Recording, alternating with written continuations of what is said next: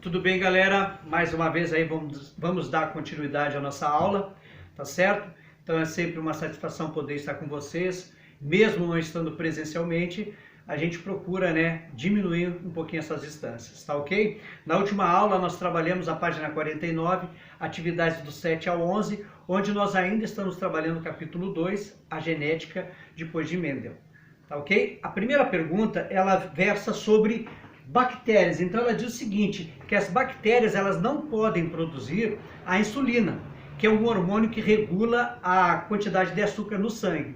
Aí ela pergunta, a letra A do número 7 pergunta o seguinte, como é possível criar uma bactéria que produza hormônio?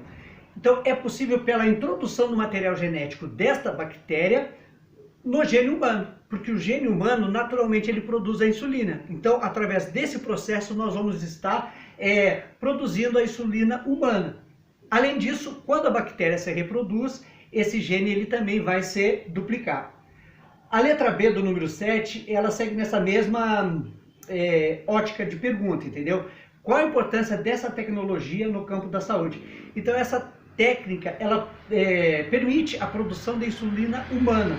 Ela evita efeitos colaterais proporcionados caso tu fosse obter essa substância através de outros mamíferos, tá certo? E também é mais fácil tu ter uma cultura de bactérias num laboratório do que tu fazer esse experimento com animais. E por último, dentro dessa mesma resposta, as bactérias transgênicas elas têm uma produtividade bem acentuada desse hormônio. Então a produtividade do hormônio é bem elevada. Número 8, ela fala sobre que alterações dos cromossomos de uma pessoa com síndrome de Down tem. Então, as alterações elas são no cromossomo 21.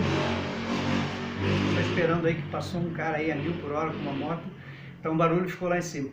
Então, as alterações em relação à pessoa que tem síndrome de Down tá referente ao cromossomo 21, então ela tem um cromossomo a mais. É a chamada trissomia do cromossomo 21. Então ela tem 47 cromossomos, enquanto a maioria da população tem 46.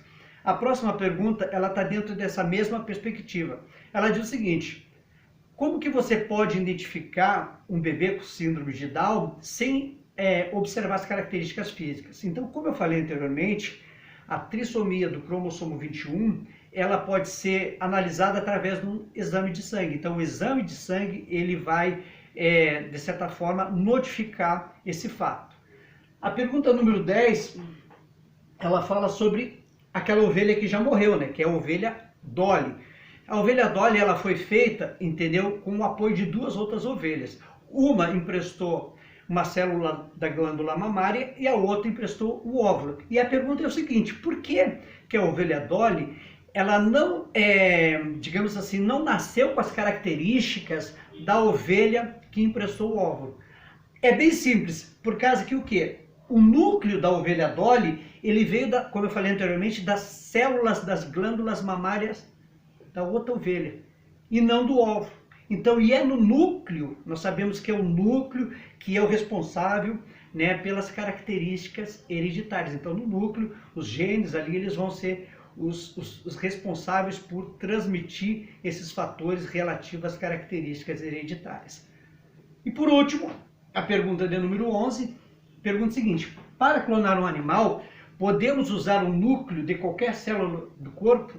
Justifique a resposta. Não, porque o núcleo dos gametas, ele não pode, porque o núcleo dos gametas, ele não pode ser usado porque ele possui apenas a metade dos cromossomos das outras células. Então, não pode, recapitulando a resposta, porque o núcleo dos gametas, eles possuem apenas a metade do número de cromossomos das outras células, ou seja, 23, eles são haploides, tá certo?